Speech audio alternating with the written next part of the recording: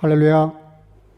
오늘도 독일의 코로나 사태 악화로 인해서 영상으로 예배를 드리게 됩니다. 귀한 예배에 동참하신 여러분 진심으로 환영하고 축복합니다. 우리 옆 사람에게 혹은 또 스스로에게 인사하겠습니다. 오늘도 예배에 승리합시다. 하나님은 영이시니 예배하는 자가 성령과 진리로 예배할지니라 하셨습니다. 이제 여러분 모두를 성부와 성자와 성령의 이름으로 진심으로 예배 초대합니다. 다 같이 자리에서 일어나셔서 신앙 고백하심으로 주일 예배 시작하겠습니다. 전능하사 천지를 만드신 하나님 아버지를 내가 믿사오며 그 외아들 우리 주 예수 그리스도를 믿사오니 이는 성령으로 잉태하사 동정녀 마리아에게 나시고 본디오 빌라도에게 고난을 받으사 십자가에 못 박혀 죽으시고 장사한 지 사흘 만에 죽은 자 가운데서 다시 살아나시며 하늘에 오르사 전능하신 하나님 우편에 앉아 계시다가 저르러서 산자와 죽은 자를 심판하려 오시리라. 성령을 믿사오며 거룩한 공예와 성도와 서로 교통하는 것과 죄를 사하여 주시는 것과 몸이 다시 사는 것과 영원히 사는 것을 믿사옵나이다. 아멘. 자리에 앉으셔서 찬송가 28장을 부르시겠습니다.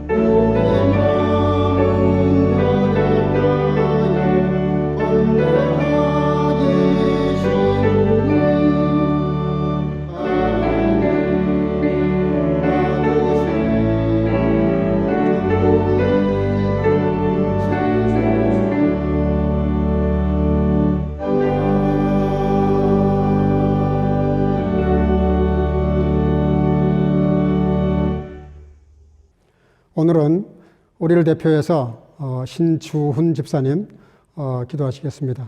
다 같이 기도하시겠습니다. 하나님 아버지 감사합니다. 비록 예배당에 다 함께 나와서 예배드릴 수 없는 상황이지만 정해진 시간에 각자 처한 곳에서라도 주님의 날을 지켜서 예배드릴 수 있게 하시니 감사를 드립니다. 각자 가정에서 드리는 예배일지라도 예배하는 이 시간에 성령과 진리로 드리는 예배가 되게 하시고 성도들 모두 함께 모여서 마음 모아서 드리는 예배 될 수 있게 하나님 도와주시옵소서. 이렇게 좀처럼 나아지지 않는 어려운 상황 속에서도 하나님의 뜻이 어디에 있는지 우리는 잘 알지도 못하고 또 어쩌면 알고 싶어 하지도 않고 살아갑니다. 하나님, 우리의 죄악됨과 어리석음을 불쌍히 여겨주시고 도와주옵소서. 하나님, 우리가 무엇이기에 독생자 예수님으로 십자가에서 우리 죄를 대신해 죽게 하시면서까지 우리를 사랑하십니까? 죄인인 우리를 먼저 사랑하시고 죄에서 구원해 주시고 자녀 삼아 주신 하나님 감사합니다. 찬양합니다. 사랑합니다. 우리의 예배를 통해 영광 받아 주시옵소서. 아멘. 하나님, 코로나 바이러스 때문에 모두가 불안하고 두려운 시간을 보내고 있습니다. 그래도 우리 믿는 자들에게는 담대한 마음, 평안한 마음 허락해 주시옵소서. 이 땅의 것들에 마음이 모두 빼앗겨서 근심하며 허우적거리지 않게 하시고 천국의 소망 가지고 살아가게 하옵소서. 특별히 어려움에 처해서 고통받는 이들 하나님 함께해 주시고 위로하여 주옵소서. 그리고 우리들도 하나님이 바라보시는 이들을 바라보며 하나님 아버지의 마음 닮아가며 그렇게 삶으로 살아갈 수 있게 도와주옵소서. 질병으로 고통받는 이들에게 이겨낼 수 있는 힘 주시옵소서. 이들을 돌보고 치료하며 헌신하는 이들에게도 힘 주셔서 지쳐 쓰러지지 않게 도와주시옵소서. 경제적으로 큰 어려움에 처한 이들이 절망하고 쓰러지지 않게 붙들어 주옵소서. 좀 더 나은 상황에 있는 이들은 다른 사람들을 돌아보며 희생하고 베풀 수 있는 마음 허락하여 주옵소서. 하나님, 이제는 이 힘든 시기가 하루빨리 지나가서 다 함께 모여서 한 마음으로 예배드리고 성도의 교제를 마음껏 나눌 수 있는 날이 속히 다시 올 수 있게 하여 주옵소서. 이제 목사님 말씀 선포하실 때 성령의 기름 부어주셔서 영과 육을 쪼개는 살아있는 하나님의 말씀이 온전히 증거되어지게 하시고 우리의 마음밭이 잘 준비되어서 말씀의 씨가 우리 안에서 잘 자라나서 하나님 앞에 큰 열매 맺는 삶 되게 하여 주옵소서. 하나님, 우리 예배를 주관하여 주시고 기뻐 받아주시고 홀로 영광 받아주시옵소서. 예수님 이름으로 기도했습니다. 아멘.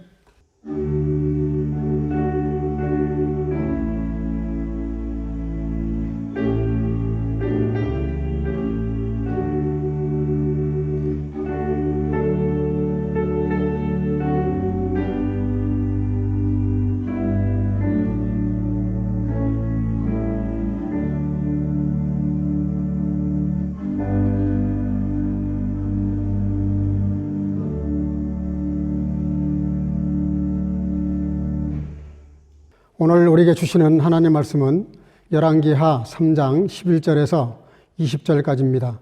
다 같이 자리에서 일어나시고 오늘은 다 같이 한 목소리로 말씀을 읽도록 하겠습니다. 여호사밧이 가로되 우리가 여호와께 물을 만한 여호와의 선지자가 여기 없느냐? 이스라엘 왕의 신복 중에 한 사람이 대답하여 가로되 전에 엘리사의 손에 물을 붓던 사밧의 아들 엘리사가 여기 있나이다. 여호사밧이 가로되 여호와의 말씀이 저에게 있도다. 이에 이스라엘 왕이 여호사밧과 에돔 왕으로 더불어 그에게로 내려가니라. 엘리사가 이스라엘 왕에게 이르되 내가 당신과 무슨 상관이 있나이까? 당신의 부친의 선지자들과 당신의 모친의 선지자들에게로 가소서. 이스라엘 왕이 저에게 이르되 그렇지 아니하니이다. 여호와께서 이 세 왕을 불러 모아 모압의 손에 붙이려 하시나이다.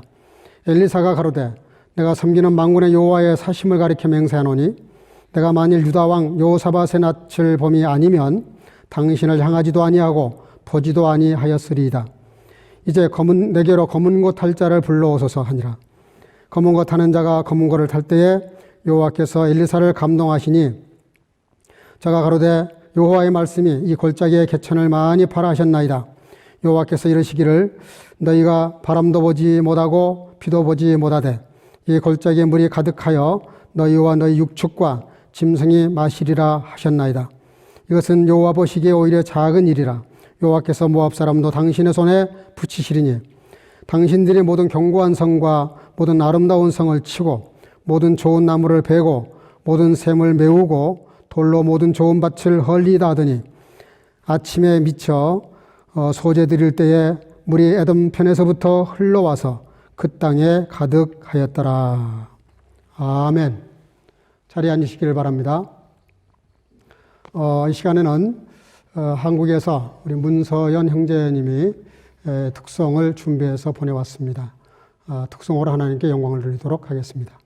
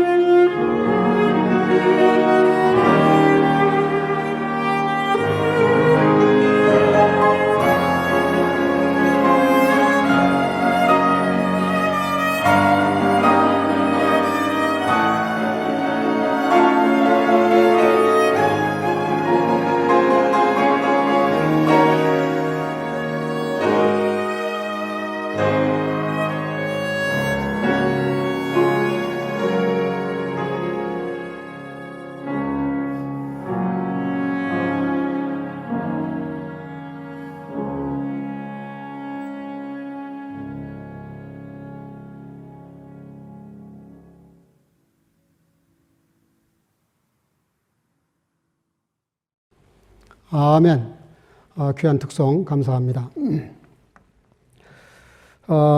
미국의 아마고사라고 하는 사막이 있는데 그 사막을 통과할 때 그 사막 가는 길이 작다고 합니다. 근데 어쨌든 그 길을 따라 쭉 가다 보면 너무 그 땡볕이 뜨거우니까 사람들이 가다 지치고 준비해온 물이 다 떨어져서 중간쯤 갔을 때 이미 문제가 생긴다고 합니다. 근데 그 중간쯤에 이렇게 아주 옛날 구식 그런 또 펌프가 있다 그래요. 근데 거기에 그 펌프 그 손잡이에 보면 이렇게 깡통 하나가 이렇게 매달려 있는데 그 깡통을 이렇게 들여다보면 거기에 쪽지 하나가 써 있다고 합니다. 근데 그 쪽지에 글이 이렇게 되어 있습니다. 옆에 그 줄이 하나 있는데 그 줄을 잡아 당기면 그 모래 속에서 물통이 하나 나온다는 거예요. 그 물통이 나오면 그 물을 절대 마시지 마시고 그 물을 다 이 수도에다가 붓고 펌프질을 하면 물이 충분히 나오고 당신이 필요한 양을 얼마든지 얻을 수 있으니까 그렇게 하시라고. 그러고 나서 추신으로 하나 더 붙여놨습니다. 당신이 물을 다 마신 다음에 꼭 잊지 말 것은 다음 사람을 위해서 그 물통에 물을 좀 채워 놓으라는 거예요. 그러면서 한 마디 더 붙여요. 절대로 물을 마시지 마시고 전체를 다 부으세요. 제 말을 믿고 꼭 그렇게 하셔야 됩니다. 그렇게 돼 있다 그래요. 그래서 이제 사람들이 그것을 통해서 그렇게 해가지고 도움을 많이 받는답니다. 그래서 갈증으로 죽을 수도 있는데 거기서 큰 도움을 받고 사는데 종종 그 말을 믿지를 못하고 우선 목이 마르니까 일단 한 모금 마시고 그리고 물을 붓는답니다. 그러면 그 물이 모자라서 펌프가 작동이 안 된대요. 그래서 물도 한 모금밖에 못 마셨지만 물을 다 허비하게 되고 물도 나오지 않고 그래서 종종 죽거나 난감한 일을 당한다고 합니다. 이게 무슨 얘기입니까? 우리에게 주는 메시지, 미션이 뭡니까? 무슨 말을 들으면 그대로 실천하라는 거예요. 순종하라는 거예요. 그래야 좋은 결과도 얻을 수 있다고 하는 그런 깨달음을 주는 내용입니다.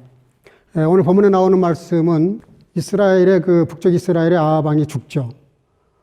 죽고 난 다음에 그 아들 여호람이 이제 왕이 됩니다. 근데 그 아합 왕이 살아있을 때 그 모압이 조공을 바쳤어요. 10만 어린 양의 털과 또 순양의 그 털을 그렇게 조공을 바쳤답니다. 근데 갑자기 모압 왕이 그걸 이제 배신을 하고 더 이상 조공을 못 바치겠다 한 거예요. 그러니까 이제 여호람 왕이 열을 받은 겁니다. 그래가지고 남쪽 유다의 여호사밧 왕에게 원군을 요청해요.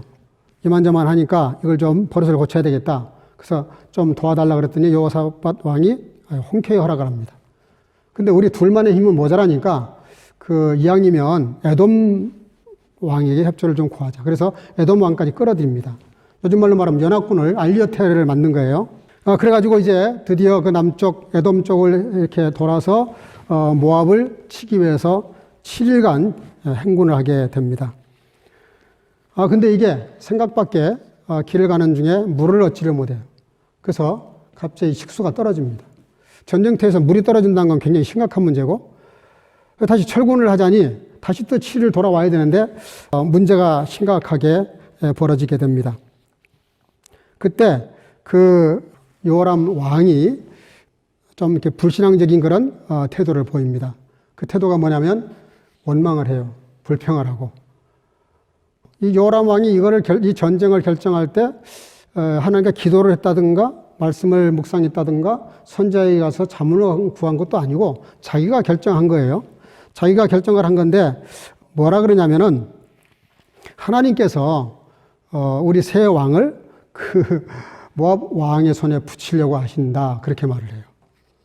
이제 결정은 자기가 했는데 문제가 생기니까 탓을 하나님께 돌리는 거예요. 거기서 많이 본 장면이죠. 마태복음 25장에도 나옵니다. 달란트 비유에서. 한 달란트 받은 사람이 핑계를 하잖아요. 그리고 자기가 이렇게 수확을 얻지 못한 탓을 다른 사람에게 돌리는, 하나님께 돌리는 그런 장면을 보게 되는데, 그때 이 여호사밧 왕이 조금 다른 태도를 보입니다. 그것이 뭐냐면은 여기에 혹시 여호와의 선지자가 계신가 그렇게 물어요. 물었더니 놀랍게도 요람 왕, 북쪽 요람 왕의 신복이 되는 한 사람이 나서서 엘리사가 있다는 거예요. 근데 그 엘리사를 소개하는 그 내용이 참 좀 특이합니다.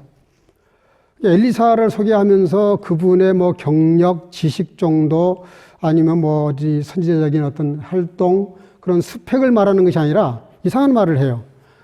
엘리사가 어떤 분이냐면 엘리야 선지자에게 배우면서 손에 물을 붓던 분이다. 그렇게 말을 해요. 그러니까 엘리사의 어떤 스펙을 말하는 것이 아니라 그 엘리사 선지자가 엘리야 선지자에게 배울 때 어떤 자세로 배웠는가 그 태도에 대해서 소개를 하는 거예요. 좀 특이하지 않습니까? 보통 우리가 사람을 소개할 때 그렇게 소개하진 않죠. 그 사람이 공부할 때 태도가 뭐 그렇게 중요합니까? 어디 학교를 졸업해서 무슨 졸업장이 있고 무슨 자격증이 있냐 이걸 따지지, 그 사람이 그 학교를 다니던 과정을 설명하면서 소개하는 경우는 거의 드물죠. 또 하나는 그 사람이 요람 왕의 신복이라는 거예요. 그것도 이상하죠. 요람 왕의 신복이면 요람 왕이 이렇게 그 훌륭한 선지자를 알고 있는 그 신복에게서 왜 자문을 구하지 않았을까? 왜 그 신복이 요람 왕에게 충고하지 않았을까? 보나마나 그 요람 왕이 아마 교만해서 듣지를 않았던 것 같습니다. 그러니까 여호사밧이 물었을 때 비로소 엘리사를 소개하면서 엘리사의 소개의 그 내용이 조금 이상한 것은 그의 스펙이 아니라 그가 엘리야에게 배울 때 그 자세, 그것을 소개를 하는 거예요. 우리가 신앙생활하면서 소위 상황윤리라고 하는 사람들, 그걸 주장하는 사람들은 늘 결과만을 말해요. 근데 원래 기독교는 그렇지 않습니다. 원래 기독교는 결과도 중요하지만 사실 그 과정을 더 중요하게 생각해요. 어떻게 우리가 평소에 믿음 생활을 하느냐 하는 것이죠. 우리가 어떤 것 잘해가지고 좋은 열매 얻을 수 있어요. 그러나 사실 더 중요한 건 그런 일을 만들어가는 과정을 하나님은 굉장히 중요하게 생각하십니다. 어떤 자세로 배우고 어떤 자세로 인생을 사느냐, 어떤 자세로 이 문제를 처리하느냐. 그러니까 여호람 왕의 잘못된 그 태도 때문에 그 여호람 왕이 여호사밧의 말을 듣고 그 왕을 만나러 가서 굉장히 단호한 자세를 보입니다. 뭐라고 그러냐면 내가 섬기는 만군의 여호와의 사심을 가리켜 맹세하노니 내가 만일 유다 왕 여호사밧의 낯을 봄이 아니면 당신을 향하지도 아니하고 보지도 아니하였으리이다. 이게 무슨 얘기입니까? 쉽게 말하면 그 여호람 왕을 봐서는 전혀 자문을 해주고 싶지 않은 거예요. 이제 선지자가. 근데 상식으로 말하면 여호사밧 왕의 얼굴을 봐서 내가 한번 이번은 부탁을 들어주겠다. 그런 논조로 엘리사가 반응을 합니다. 중요한 것은 오늘 요람 왕의 그런 잘못된 반응에 비해서 여호사밧 남쪽 유다 왕은 대단히 아주 신앙적인 그런 오늘 모습을 보이는데 오늘 이 말씀을 좀 중심으로 깊이 생각해 보려고 합니다. 11절에 보니까 여호사밧이 가로되 우리가 여호와께 물을 만한 여호와의 선지자가 여기 있느냐 그렇게 물어요. 그러니까 물이 떨어졌을 때 여호람 왕은 하나님을 원망하고 불신앙적인 태도를 보였는데 여호사밧 왕은 그렇지 않았어요.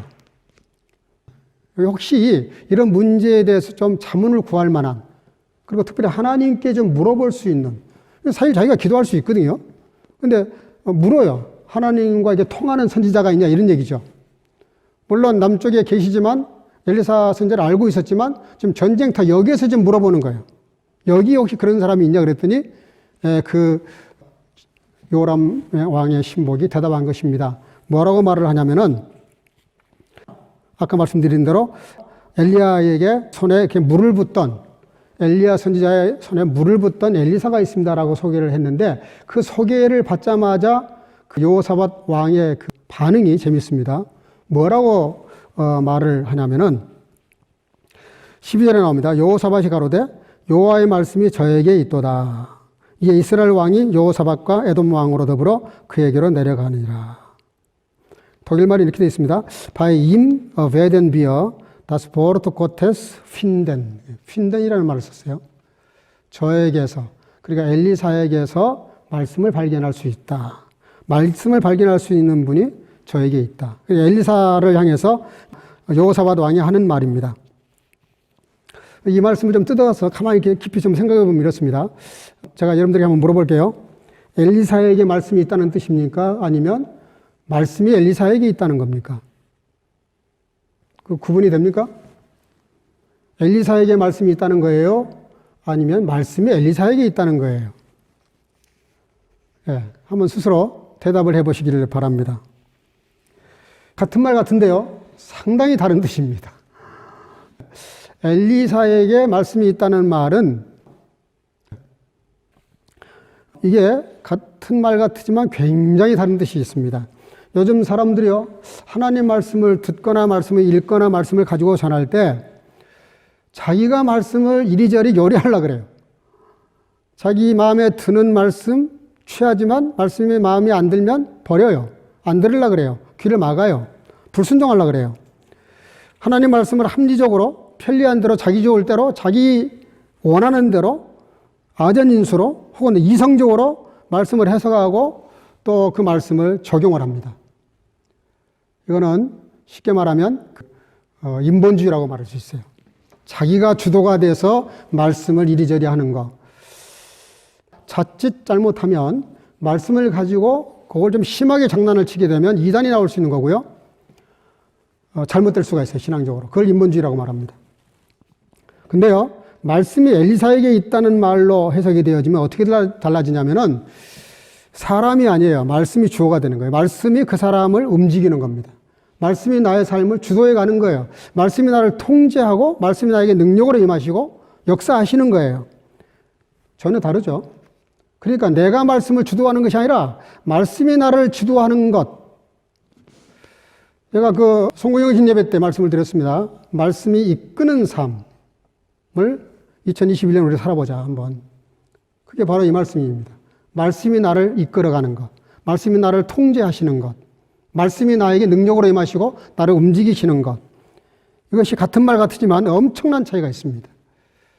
그래서 사랑하는 성도 여러분들, 여러분들이 말씀을 이리저리 하려고 하지 마시고 말씀이 나를 이끌어 가시도록, 말씀이 나를 통제하시도록, 말씀이 나에게 역사하시도록, 말씀이 나에게 오셔서 나를 마음껏 사용하시도록 그렇게 맡겨드리는, 말씀에 이끌림 받는 여러분들 되시기를 주의 이름으로 축복합니다. 오늘 그 엘리사 선지자에 대한 여호사밧 왕의 그 태도는 평소에 그가 엘리사 선지자와 깊은 영적 관계를 가지고 있다는 걸 볼 수 있어요. 요한복음 15장에도 보면은 그 포도나무 비유가 있죠. 거기서 말씀하는 열매는요, 과정이 좀 달라요. 그 너희는 포도나무여 나는 가지다. 이 관계를 강조합니다. 관계. 하나님과의 관계가 뗄래야 뗄 수 없는, 절대 불가할 수 있는 그런 그 절대적 관계를 말해요. 그러면 뭐 순종을 일부러 하려고 안 하려고 할 필요가 없어요. 왜냐하면 그 관계가 이미 연결되어 있기 때문에 뿌리에서 영양분을 흡수해서 몸통을 통해서 가지로 뻗어가는 영향력을 받고 있기 때문에 우리가 철저히 말씀대로 살 수밖에 없어요. 그래서 이 포도나무 비유에서는 관계가 중요한데 오늘은 태도에 대해서 강조하고 있습니다. 태도. 우리가 말씀을 대할 때 어떤 태도로 그 말씀을 대하느냐 하는 것이죠. 오늘 여호사밧 왕의 엘리야 선지자를 대하는 그 태도가 굉장히 아름답고 존귀하고 멋있습니다. 왜냐하면 엘리사 선지자에 대한 그 여호사밧 왕의 자세는 다른 게 아니에요. 그분에게서 그분은 말씀이 주도해 가시는 분이다. 쉽게 말하면 말씀이 그분을 통제하고 계시고 말씀이 풍성하시고 말씀으로 역사하시는 분이다. 그렇게 알아봤다는 거, 영적인 시각을 가졌다는 게 대단히 중요합니다. 마태복음 8장에 보면 비슷한 얘기가 나오죠. 하인이 병들었을 때 백부장의 태도입니다. 장로들을 통해서 그 사정을 알았을 때 예수님이 그렇게 말씀하세요. 그래? 내가 신방하고 고쳐주겠다. 그때 그 백부장의 태도가 뭡니까? 아니라는 거예요. 그냥 말씀으로만 하셔도 된다는 겁니다. 왜? 나도 군인이지만 밑에 부하가 있지만 가라 하면 가고 오라면 오는데 만왕의 왕 되신 예수님께서 그럴 필요가 없으십니다. 그냥 말씀만 하셔도 능력이 나타날 것입니다. 그 백부장의 그 말씀에 대한 적용 능력이 정말 탁월합니다. 예수님이 오직이나 그 감동을 받으셨으면 내가 이스라엘 사람들 중에도 이만한 믿음을 내가 보지 못했다. 극찬을 하세요. 동시에 믿음으로 산다고, 말씀으로 산다고, 은혜로 산다고, 믿음으로 산다는 사람들에 대한 뭔가 좀 아쉬운 부분을 지금 꼬집는 말씀이시죠. 하나님과 관계 없을 것 같은 이방인도 그 신앙이 뭐냐면 그냥 말씀으로만 하셔도 충분히 자기가 그렇게 능력이 임할 거라고 믿는 거예요. 예수님께서 가라 너의 믿음대로 될지어다. 그 너의 믿음이 무슨 믿음입니까? 하나님 말씀을 대하는 태도입니다. 엘리사 선지자의 그 태도는, 그리고 여호사밧 왕의 그 태도는 정말 놀라운 거예요. 하나님은 하나님 말씀에 의해서 통제받는 믿음의 자녀들, 특별히 그 말씀에 의해서 좌우되는 성도를 사랑하십니다. 성경은요, 말씀이 우리 속에 들어오셔서 나를 주장하시게 될 때부터 나타나는 역사들이 수없이 많은데요. 그 중에 몇 가지만 소개하면 시편 119편 100절에 주의 법도를 지킴으로 나의 명철함이 노인보다 혹은 스승보다 승하니이다. 50절에는 이 말씀은 나의 곤란 중에 위로라. 주의 말씀이 나를 살리셨습니다. 여러분, 하나님의 말씀은 우리를 살립니다. 곤란 중에 능력이 되고 그리고 우리의 지혜가 스승보다 승할 수 있다는 거예요. 히브리서 4장 12절에는 하나님의 말씀은 살았고 운동력이 있어 좌우의 날선 어떤 검보다 예리하여 혼과 영과 및 관절과 골수를 찔러 쪼개기까지 하며 또 마음의 생각과 뜻을 감찰하나니. 여러분, 이게 무슨 얘기입니까? 말씀을 가진 사람은 모든 걸 알 수 있다는 뜻이에요. 속속들이 알 수 있다는 뜻입니다. 그리고 그 말씀에 의해서 내가 해부되고 해체되고 다시 내가 이렇게 지음받는, 거듭나는 이런 역사가 있게 되면 저와 여러분들이 꼭 한 가지 기억하셔야 될 게 있습니다. 하나님 말씀은 이 땅에 우리가 가질 수 있는 최대 병기예요. 최고의 무기입니다. 에베소서 6장 이미 나와 있어요. 말씀의 검, 말씀의 능력, 말씀의 은혜, 말씀의 역사, 기적, 이거는 우리가 상상 이상의 능력을 가지고 있기 때문에 말씀이 얼마나 중요한지를 알아야 되는데, 오늘 바로 그 말씀이 엘리사 선지자에게 있다는 거예요. 그 말씀을 가지고 있는 그분을 오늘 새 왕이 찾아갑니다. 두 번째 포인트가 뭐냐면 찾아갔다는 거예요. 생각해 보십시오. 한 왕이 움직이는데도 복잡합니다. 경험 문제도 있고요. 의전 문제도 있고요. 이게 간단한 얘기가 아니에요. 많은 것들이 동원돼야 돼요. 근데 자그마치 새 왕이 움직일 필요가 뭐 있습니까? 마차를 보내서 그 엘리사 선지자를 잘 모셔오면 될 거 아니에요. 근데 오늘 본문 그렇게 말하지 않아요. 새 왕이 같이 엘리사 선지자를 찾아갔다는 겁니다. 이거 자체부터가 벌써 달라지는 거예요. 우리가 하나님 말씀을 대할 때 이런 자세가 필요합니다. 이 새 왕이 엘리사 선지자를 왜 찾아갑니까? 사실 엘리사를 찾아가는 건 아니죠. 말씀을 듣고자 가는 겁니다. 말씀 때문에 가는 거예요. 그에게 말씀이 있기 때문에 말씀을 듣고자 찾아간 겁니다. 말씀이 그만큼 중요한 것인데, 중요한데 우리가 말씀을 듣는 자세를 배워야 됩니다. 왕이라는 건 보통 그 능력이 아닙니다. 요즘도 그렇지만 옛날의 왕은 절대 권력을 갖고 있어요. 절대권을 갖고 있어요. 이런 왕들 세 사람이 뭐 그렇게 유명하지도 않는 엘리사 선지자를 찾아갑니다. 여러분, 찾아가는데요, 좀 더 황당한 일이 벌어지기 시작합니다.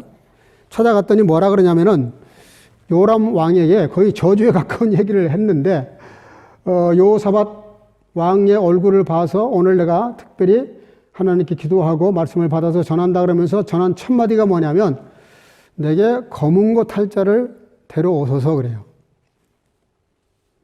여러분, 속된 말로 지금 장난합니까? 아니, 지금 때가 어느 때고 지금 얼마나 심각하고, 지금 군인들이 말이에요, 또 그 군인들과 함께 했던 가축들이, 또 말들이 다 목이 말라 지금 죽을 판입니다.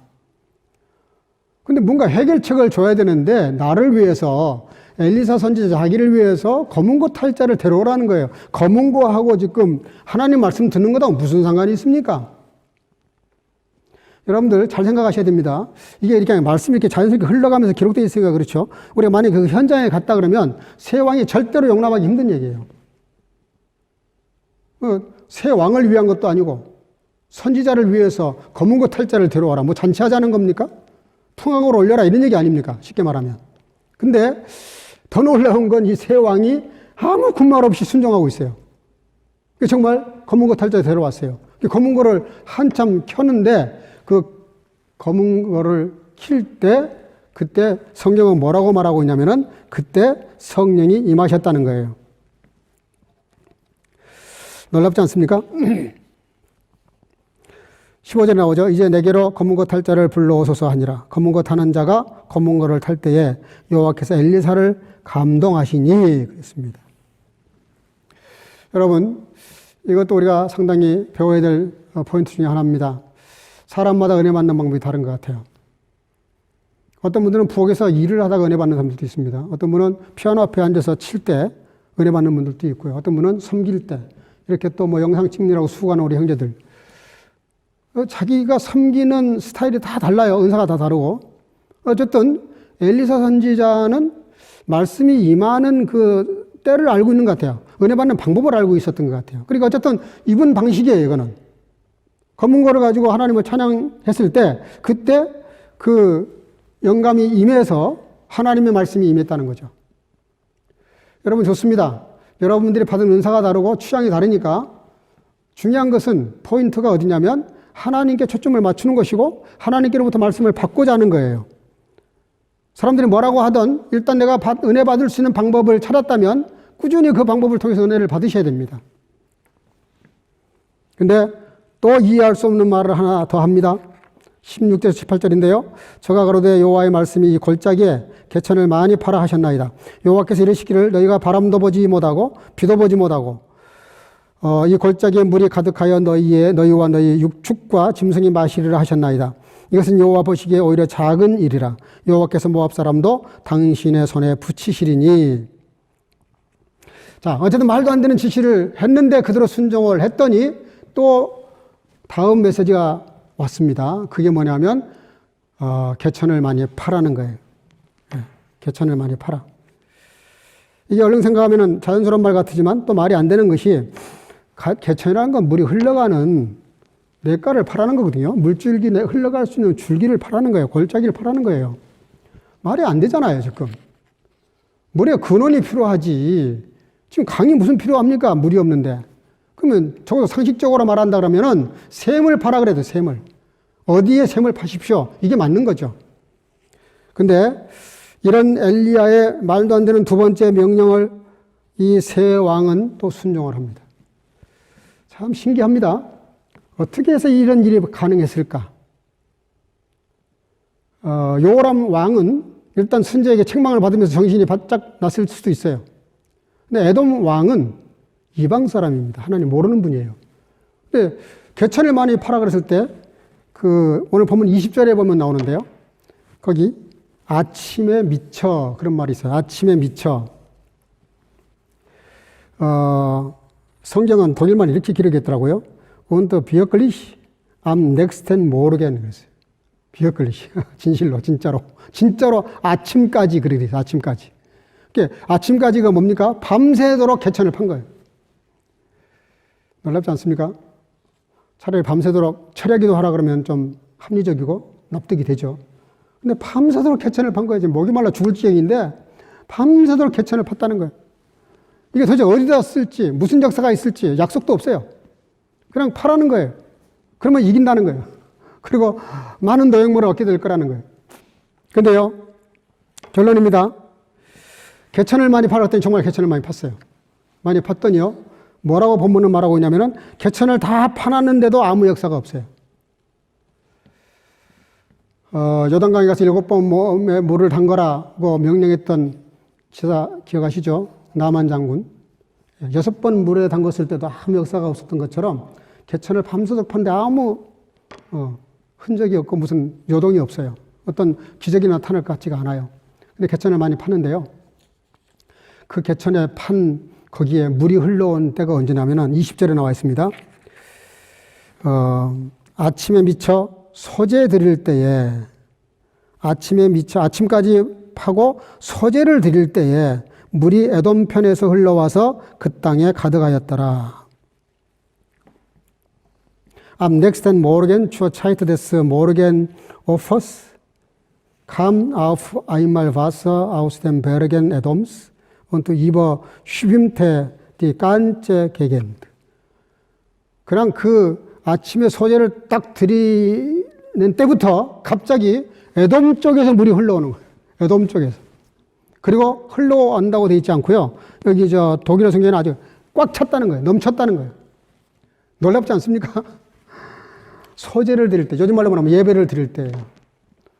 제가 언젠가 말씀드렸습니다. 미스바 집회 때 백성들은 기도해달라고 요청을 했어요. 근데 사무엘 선지자는 기도하기 전에 예배부터 드렸죠. 번제를 드리고 나서 기도했다고 되어 있어요. 예배가 그만큼 중요하다는 뜻입니다.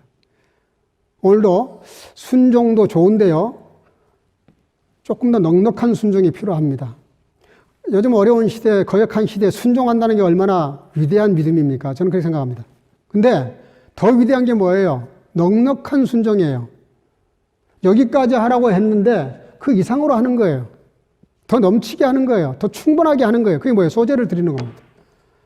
요즘 말로 그러면 감사의 예배를 드렸다 이 말이에요.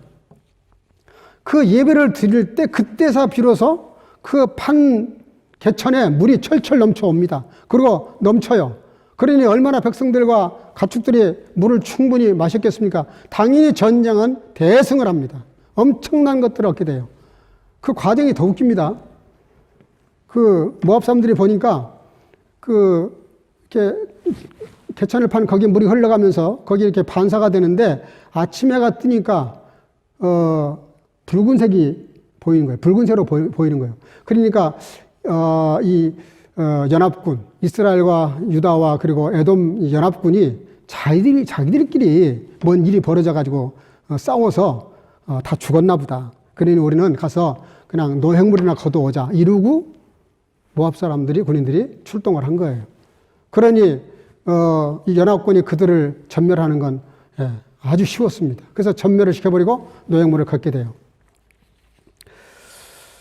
놀랍지 않습니까? 결론입니다. 결론이 뭡니까? 저에게 여호와의 말씀이 있다. 말씀이 그에게 있다. 바의 임 그랬어요. 그에게 하나님의 말씀이 있다. 사랑하는 성도 여러분들, 올해 말씀이 이끄는 삶을 살자고 했습니다. 그리고 첫째 주에 우리가 말씀을 따라가는 삶, 둘째 주에 말씀에 실천하는 삶, 그리고 오늘 세 번째 말씀의 열매를 맺는 삶.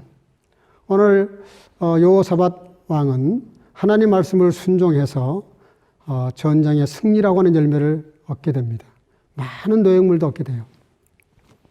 2021년도에 우리 사랑하는 성교가족 여러분들, 언제 어디서나 말씀을 들을 때 우리의 모든 인간 이성과 경험과 자기 판단을 내려놓으셔야 됩니다. 그리고 말씀이 이끌린다는 말은 말씀 앞에 수동적인 자세를 가지라는 뜻이에요. 그리고 그 수동적인 자세로 말씀을 받으면 그걸 세상에 나가서 능동적으로 힘있게 사셔야 됩니다. 살 때 하나님께서 이 모압을 이렇게 이겼던 것처럼 우리에게 승리의 열매를 주실 것입니다. 학문을 하든 사업을 하든 무슨 일을 하시든 언제 어디서나 이 말씀을 그대로 받아들이시고 말씀을 존중하고 그 말씀을 최고로 알고 그 말씀에 통제받고 이끌림받고 그 말씀에 취해서 말씀의 열매를 맺는 그런 아름다운 2021년 되시기를 주의 이름으로 축복합니다. 기도하겠습니다. 사랑과 은혜가 충만하신 아버지 하나님, 은혜를 감사합니다. 오늘 저에게 하나님 말씀이 있다라고 말씀이 있는 엘리사 선지를 알아보고 그리고 말씀이 주도하는 삶을 살고자 그를 찾아가서 자문을 구했을 때 말도 안 되는 명령이 떨어졌지만 한결같이 말씀대로 하고자 하는 그 결단한 대로 순종함으로 놀라운 승리라고 하는 그런 열매를 얻게 된 것을 봅니다. 우리 사랑하는 성교가족들 그리고 이 영상예배에 참여하는 모든 성도들 함께 하셔서 2021년도에는 말씀이 이끄는 대로 따라가게 하시고 끌려가게 하시고 그 말씀이 이끄시는 대로 통제하시는 대로 순종해서 아름다운 열매를 맺어가는 2021년이 될 수 있도록 축복해 주실 줄로 믿사옵고 예수님 이름으로 간절히 축복하고 기도하옵나이다. 아멘. 주신 말씀 생각하시면서 찬송가 209장 부르시면서 준비하신 예물을 봉헌하도록 하겠습니다.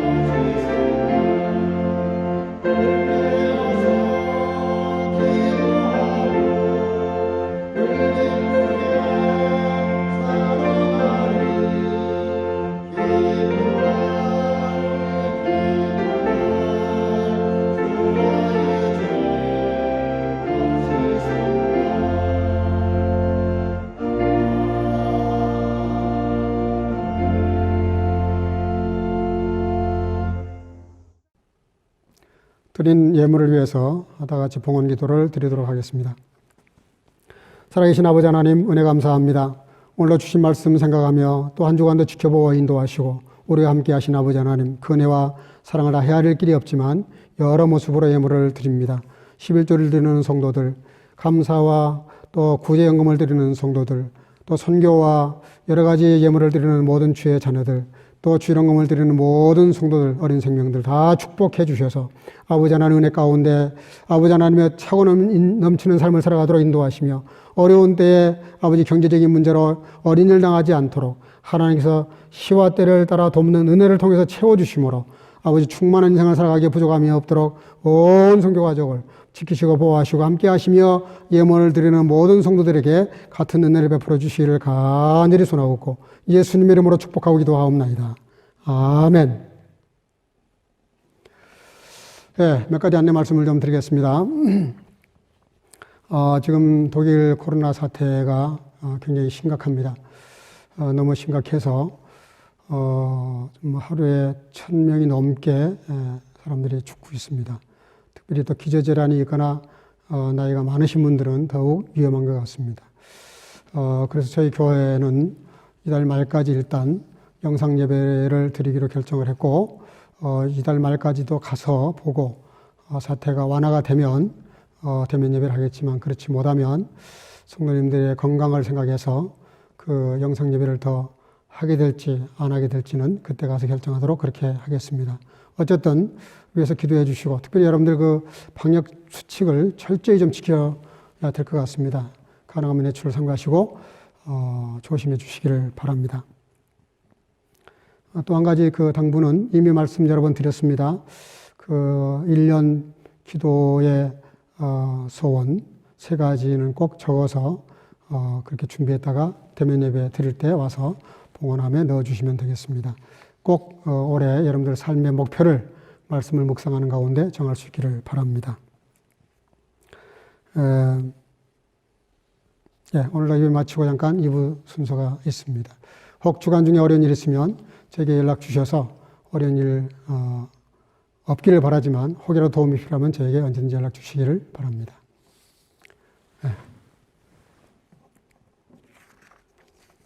Bei ihm werden wir das Wort Gottes finden, sagte Josaphat. Die stiegen die 3 Könige zu Elisa hinab. Die Gnade unseres Herrn Jesus Christus und die Liebe Gottes und die Gemeinschaft des Heiligen Geistes sei mit euch allen. 아멘. 여호사밧이 가로되 여호와의 말씀이 저에게 있도다. 이에 이스라엘 왕이 여호사밧과 에돔 왕으로 더불어 그에게로 내려가니라.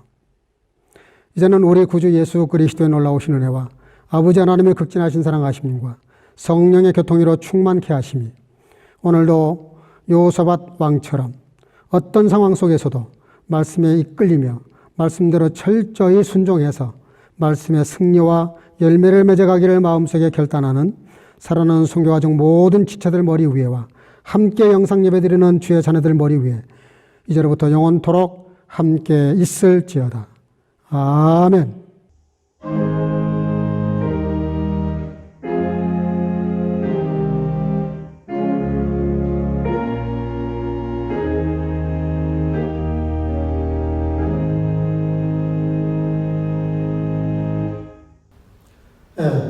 오늘 예배는 이것을 마쳤고요. 이 시간에 잠깐 이부 순서를 진행하도록 하겠습니다. 지난주에 두 사람 생일이 있었는데요. 프라우 해트 씨 그리고 제 집사람이 생일이었습니다. 이 시간에 안녕하세요. 한국에서 돌아왔어요. 제가 좀 돌아왔는데 사모님 생신을 맞이해서 제가 나왔습니다.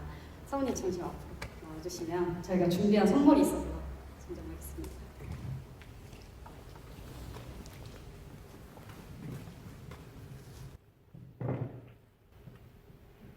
축하드립니다. 감사합니다. 사모님 생신 맞이해서 축하송을 제가 드리도록 하겠습니다.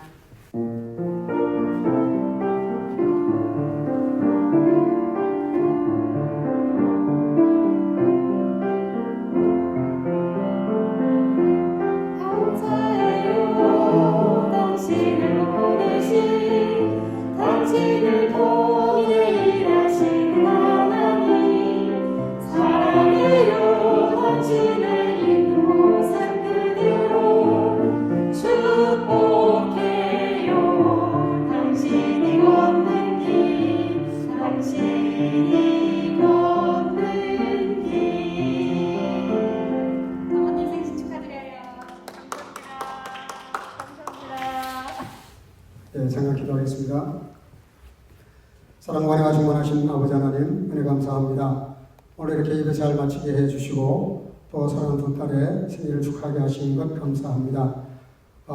이렇게 또 오늘 생일을 위해서 우리 성교교회 경조부와 우리 청년들이 이렇게 사랑하는 딸의 생일을 축하하게 하신 것 감사합니다.